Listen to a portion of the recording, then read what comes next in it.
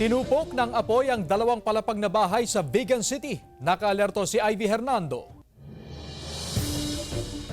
Mabilis na tinupok ng apoy ang dalawang palapag na bahay sa Barangay Rugsuanan, Vigan City. Natutulog daw noon ang anak ng may-ari ng bahay.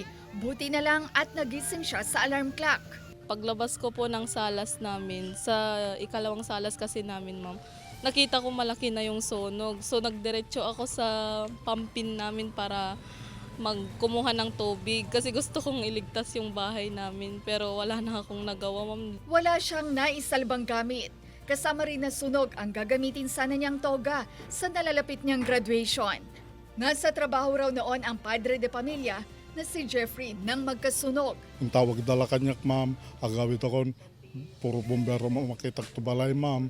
O matibalay mi, ma'am, na uram matain. Pundar mi di kita, ma'am. Kumamamati, mabaling ko na kanot uram datam, ma'am.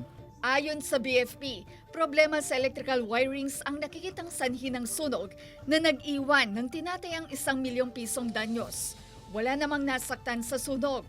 Maaari rin nating ipa-inspect ang ating mga bahay sa mga rehistradong electrical engineers para kung may kalumaan na ang ating mga bahay ay pwedeng luma na rin yung ating mga electrical wirings.